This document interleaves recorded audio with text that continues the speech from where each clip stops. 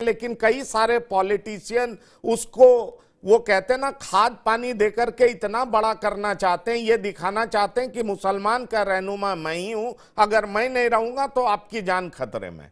क्या कहना चाहेंगे नीरज मेहरे साहब? ये काफी सालों से चल रहा है, जिसको जहां मौका मिला है उसने किया है। देखिए, एक तो चीज ये थी कि मैंने एक सवाल जो आपने किया था उसमें ये नहीं कहा था कि इस बार क्यों रोका गया। मैंने वो नहीं कहा था, मैंने ये कहा कि रोका गया है बस। दूसरी बड़ी बात, संभल हो या उत्तर प्रदेश, पुलिस और प्रशासन की नैतिक जिम्मेदारी है कि प्रदेश में कानून व्यवस्था का इकबाल बुलंद रहे, किसी भी सूरत में, किसी भी कंडीशन में। हम इसका कतई समर्थन नहीं करते कि वहां मेला क्यों रोका गया।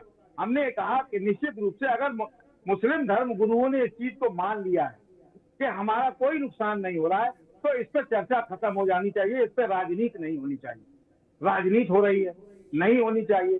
दूसरी बड़ी बात जो मैंने पहले कही कि आप जो हमारे राजनीतिक विश्लेषक हैं, रुद्र जी ने बिल्कुल अच्छी बात कही, महंगाई, बेरोजगारी, सड़क, बिजली, पानी पर चर्चा होनी चाहिए, शिक्षा पे बात होनी चाहिए। देश के प्रधानमंत्री क्यों नहीं बात कर रहे कि भारत में 100 करोड़ लोग ऐसे जिनके पास जरूरी सामान खरीदने के पैसे नहीं है? वर्ल्ड बैंक कह रही है आप लोन लेके फ्री की योजनाएं चला रहे। 80 करोड़ लोगों को तो आपने दे दिया राशन। 20 करोड़ के नाम तो बताइए, कौन 20 करोड़ है जो विश्व बैंक बता रही है? उनके नाम बताने में आपको आपत्ति है, क्यों नहीं बता रहे? देश की जनता के सामने बताइए।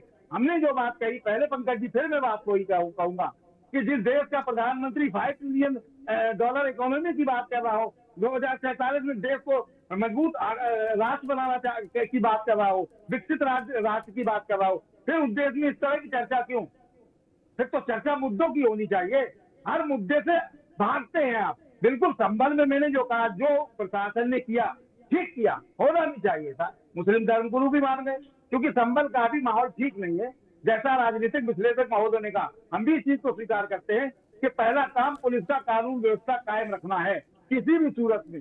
फिर चाहे वो कोई और मामला हो, चाहे कोई और मामला हो, चाहे मस्जिद की खुदाई का मामला हो या अन्य कोई मामला हो, मुद्दे की चीजों से क्यों भागती है सरकार? मुद्दों पर क्यों नहीं चर्चा कर? विपक्ष को कहने दीजिए। विपक्ष अगर कह रहा है तो आप क्यों कह रहे हैं?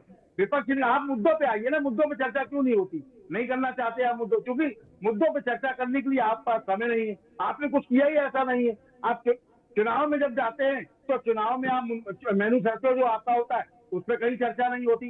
लोकसभा का चुनाव देख लीजिए, विधानसभा का चुनाव उत्तर प्रदेश में 2027 में आने वाला है, तब देख लीजिएगा। आप महाराष्ट्र की बात कर रहे थे अभी। महाराष्ट्र में क्या, महाराष्ट्र में जो सरकार बनी है उसके मैन्युफैक्चर में औरंगजेब थे। अगर उन्होंने माफी मांग ली थी, मामला खत्म, उन्हें सजा दे दी गई थी, आपको बर्खास्त कर दिया, आपको बर्खास्त कर दिया सदन से, मामला खत्म हो गया। उस पर चर्चा क्या बात है? अब और मतलब 300 साढ़े 300 साल पहले जो आदमी मरा वो भारतीय जनता पार्टी के लिए आज की तारीख में राजनीति का कारण बन गया। राजनीति होने लगी। औरंगजेब बिहार से ले गए, औरंगजेब महाराष्ट्र से उत्तर प्रदेश में भी आ गए। हमारे उत्तर प्रदेश के मुख्यमंत्री ने कह दीजिए यहाँ बेच दीजिए, यहाँ देख लेंगे। इन सब चीजों से पंकज जी देश का भला नहीं होने वाला।